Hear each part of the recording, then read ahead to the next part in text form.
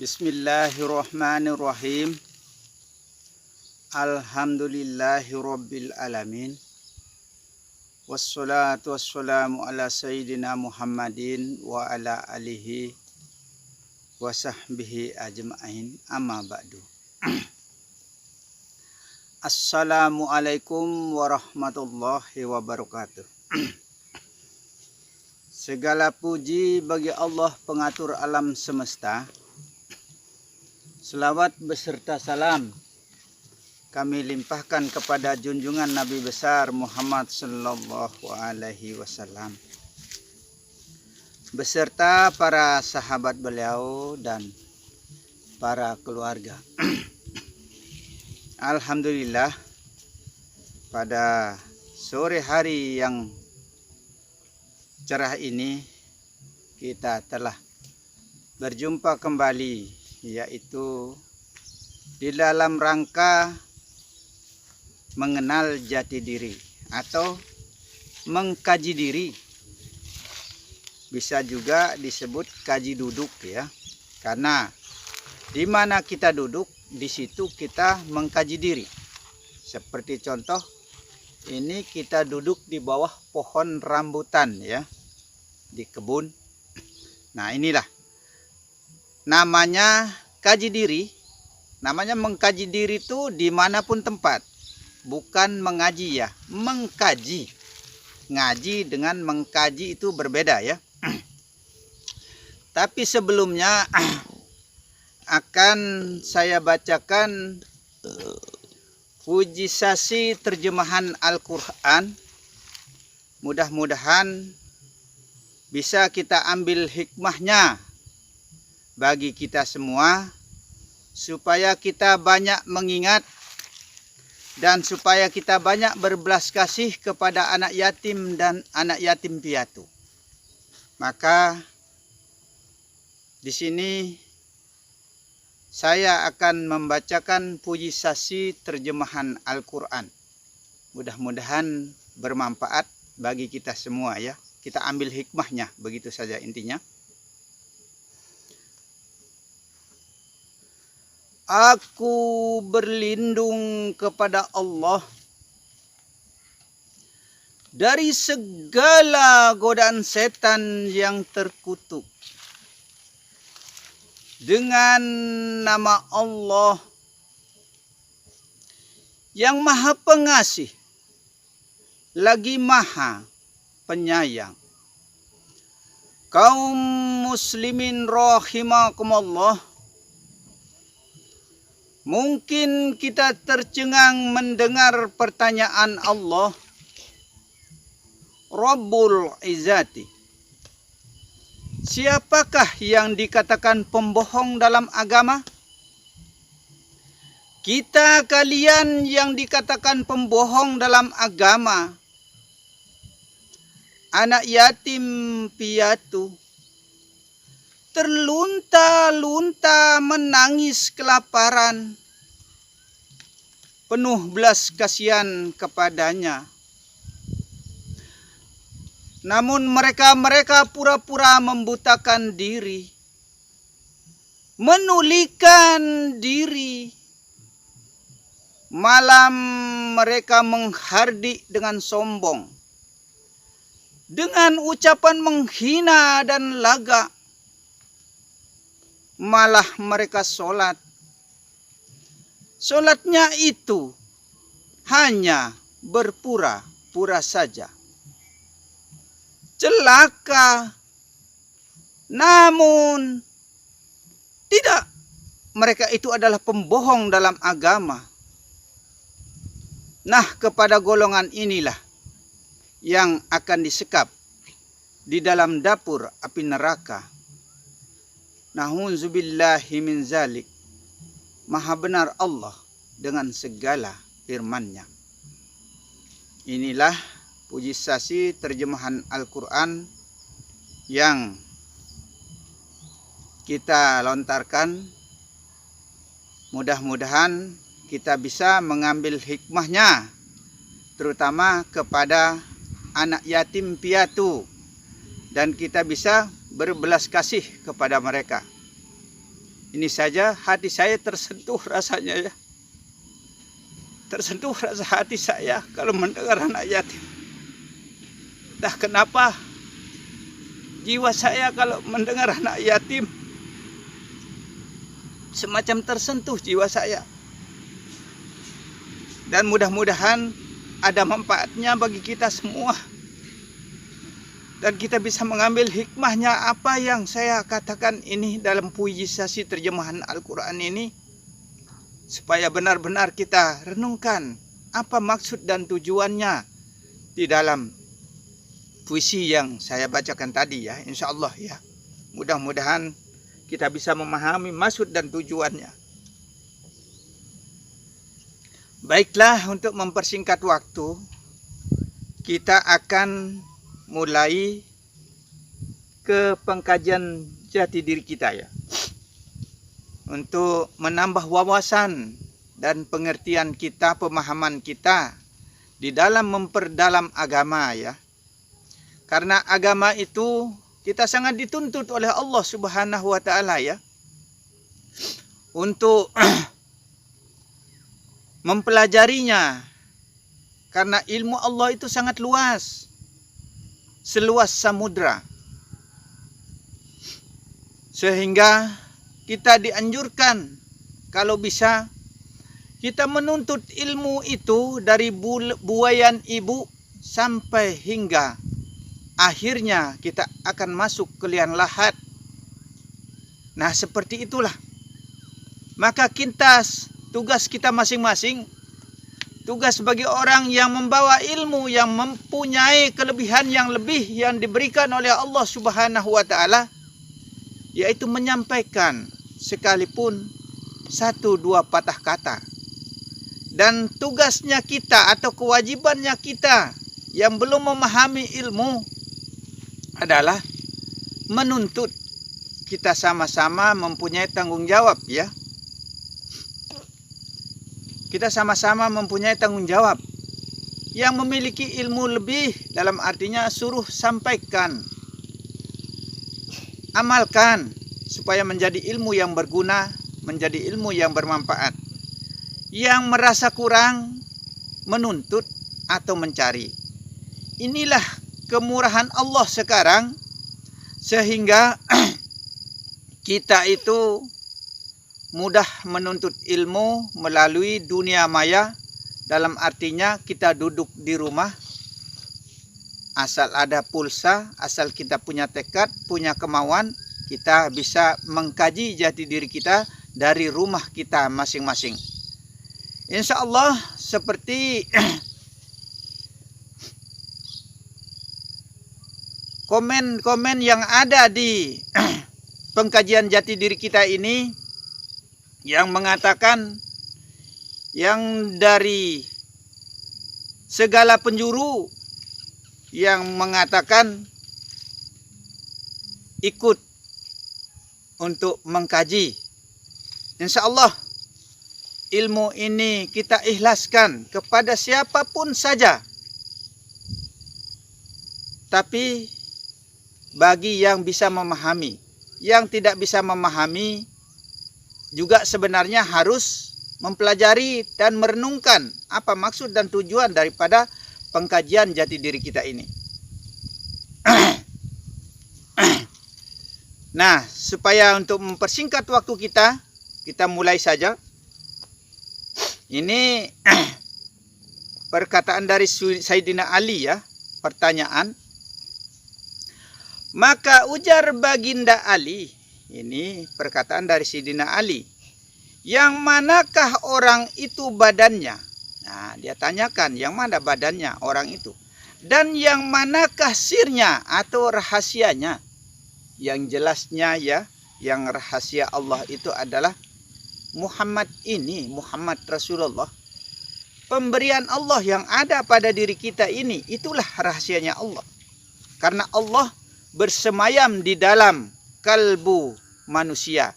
Tapi terkadang manusia itu sendiri yang tidak pernah mau menghidupkan batinnya, tidak pernah mau menghidupkan jiwanya.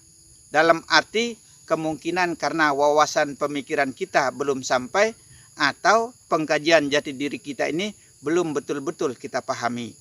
Nah, seperti itu. Maka sabda Rasulullah Sallallahu Alaihi Wasallam ya, ya anakku Ali, jika aku katakan kepadamu, niscaya bertemu dengan jalan mati. Nah itu. Niscaya bertemu dengan jalan mati, kata Rasulullah. Maka hakikat mati itu yang sebenarnya ya, sudah tiada diri kecuali Allah. Itu. Tiada segala-galanya kecuali Allah. Itulah hakikat mati itu yang sebenarnya. Insya Allah Ali, ini kata Rasulullah ya. Adapun yang bernama syariat, badannya. Ini kata Rasulullah ya. Bukan kita mengada-ada ya. Tarekat itu imannya. Hakikat itu cintanya. Dan makrifat itu sirnya, rahasianya. Makrifat itu merupakan rahasianya Allah ya. Kenapa dikatakan rahasia Allah di sini? Karena di dalam pandangan ini sesungguhnya adalah pandangan Allah. Sudah termasuk juga hakikat mati itu. Sudah panak diri di dalam Allah. Nah itu. Bahwa itulah yang dinamakan sirnya Allah ya. Yang dinamakan sirnya Allah atau rahasianya Allah. Yaitu kalimah tauhid sebenarnya. Ini kata Rasulullah ini ya. Kalimah tauhid. Yang berbunyi la ilaha illallah. Yang artinya tiada Tuhan kecuali Allah. Kalau sudah namanya tiada Tuhan kecuali Allah ya. Berarti hanya Allah saja yang ada di alam jagat raya ini. Begitu. Karena hidupnya Allah yang ada. Tiada Allah kecuali Allah. Berarti hanya Allah saja yang ada. Itu. Tiada yang ada kecuali Allah. Sama saja. Hanya Allah saja yang ada. Begitu. Muhammad Rasulullah. Muhammad rahasia Allah. Muhammad rasa Allah. Muhammad Habibullah. Nah itu. Maka yang menjadi rahasianya Allah di dalam diri ini adalah Muhammad ini. Badan atau pemberian Allah ini. Itulah yang menjadi rahasianya Allah di dalam diri ini. Maka sabda baginda Ali ya. Ya Rasulullah. Yang hamba pohonkan kepada paduka Tuanku. Yang mana yang lebih dari 4 perkara itu. Nah ini. Ditanyakan yang lebih dari 4 perkara itu yang mana? Maka sabda Rasulullah Sallallahu Alaihi Wasallam ya. Orang 4 perkara itu masing-masing membawa kebaktian. Masing-masing membawa kebaktian. Maksudnya orang syariat, tarekat, hakikat dan makrifat itu kata Rasulullah masing-masing membawa kebaktiannya. Nah itu. Maka sembah Ali ya. Betapakah kebaktiannya dan hidupnya kepada Allah jua seseorang itu, kata Rasulullah. Ini. Kepada Allah jua seseorang itu. Ini kata Rasulullah ya. Supaya kita tidak bingung ya. Supaya kita tidak disangka mengada-ada dalam ilmu makrifat ini. Ternyata dari Rasulullah Sallallahu Alaihi Wasallam ya. Bukan ilmu bid'ah ya. Bukan ilmu baru. Namanya bid'ah itu ilmu baru. Karena sudah banyak sekali yang saya dengar ya. Semua membid'ahkan. Bid'ah. Tidak ada ilmu baru. Siapa yang mampu dan bisa menciptakan ilmu? Tidak ada. Tidak bisa. Tidak tersusun. Begitu saja sudah. Maka sabda Rasulullah Sallallahu Alaihi Wasallam ya. Hai anakku Ali. Adapun kebaktiannya orang syariat itu. Nah, baktinya orang syariat itu katanya. Pertama, ia mengucap kalimat syahadat. Ini cara baktinya orang syariat ya. Pertama, ia mengucap kalimat syahadat. Kedua, kalimat tauhid. La ilaha illallah maksudnya. Ketiga, mengerjakan sembahyang. Jumat, puasa, naik haji ke Baitullah. Itulah kerjanya selama hidupnya. Ini kata Rasulullah, selama hidupnya itulah pekerjaannya orang syariat. Ini kata Rasulullah ini ya. Adapun orang tarekat itu daripada dosa besar dan kecil dan tawakal ia, redo juga ia. Ini kata Rasulullah ya. Adapun orang hakikat itu ya sidik dan mengesahkan zat Allah, mengagungkan zatnya Allah. Nah, itu zatnya Allah itu ya, roh itu sebenarnya zatnya Allah yang bertempat di arsy. Arsy itu ubun-ubun ya, jangan bingung. Arsy itu sebenarnya di ubun-ubun. Itu tempatnya, bukan di langit yang kemana, langit yang ketujuh, langit keberapa. Arti langit itu apa? Sedangkan di alam ini ya, di atas itu semua planet-planet ini terapung semua. Lainnya hampa kosong, berarti langit itu yang mana? Kalau kita secara IQ daya pikir ya, dalil nakli yang nyata. Semua planet itu terapung semua, termasuk bumi ini juga terapung. Nah, yang lainnya hampa atau kosong. Berarti arti langit yang mana sebenarnya? Sesungguhnya arti langit itu adalah Allah. Itu kalau mau diketahui. Nah, itu. Maka dikatakan tiada ia bercerai dengan segala maknanya. Maknanya itu Allah, maknanya begitu saja sudah. Sifat Allah, mengesahkan zat Allah, mengesahkan sifat Allah, mengesahkan asma Allah, dan mengesahkan af'al Allah. Nah itu zat, sifat, asma, dan af'al. Dalam arti roh, nyawa, hati, dan jasad. Itu diesahkan maksudnya. Karena semua itu adalah milik Allah, bukan milik kita ya. Bukan milik kita, la khaula wala yang ada pada kita ya. Adapun orang marifat itu, ini perkataan Rasulullah, ini bukan kata kita, bukan kita mengada-ada ya. Senantiasa zikir kepada Allah. Selalu berzikir, selalu ingat kepada Allah di dalam batinnya. Dan tauhid ia, kata Rasulullah, ini.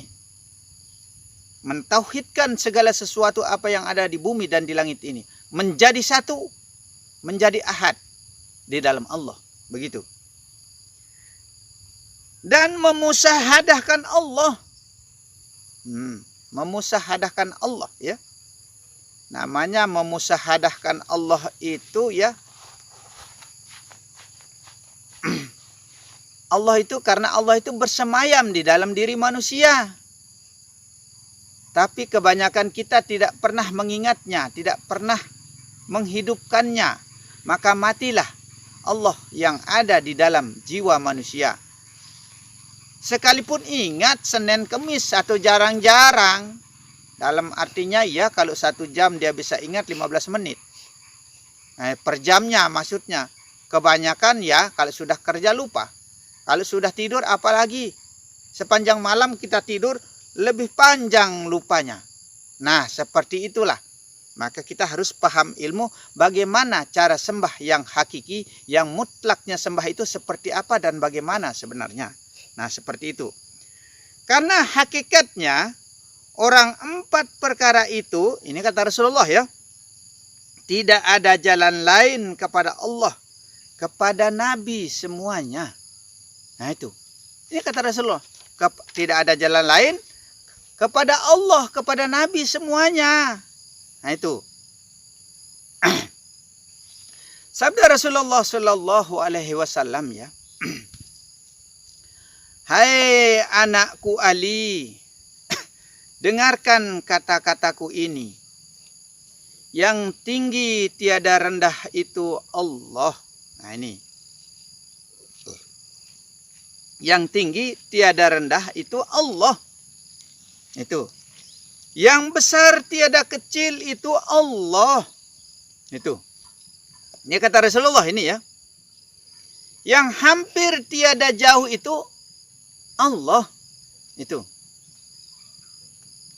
Yang suci tiada najis itu Allah. Ini perkataan Rasulullah ini.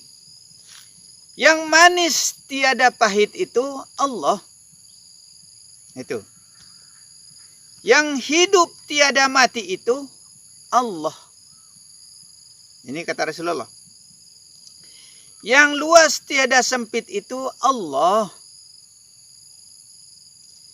Yang benar tiada salah itu Allah. Ya. Laki pun tiada perempuan itu Allah. Ini kata Rasulullah ya. Supaya jangan kita keliru, jangan kita salah.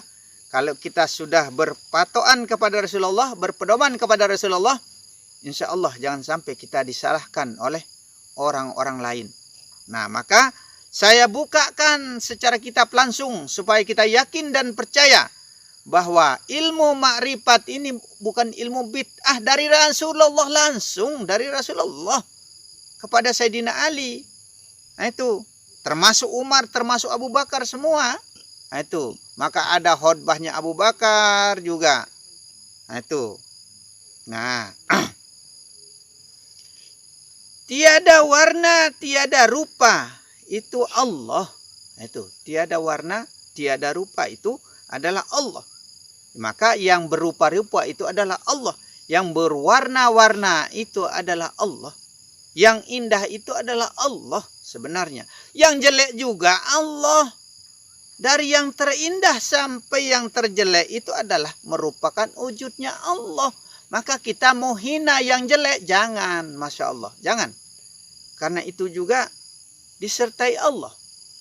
Nah itu, di situ juga tempatnya Allah menaruh hidupnya. Nah itu, maka jangan kita saling menghina, saling membenci, saling mengejek, saling menjelekkan, saling memaki, saling segala-galanya.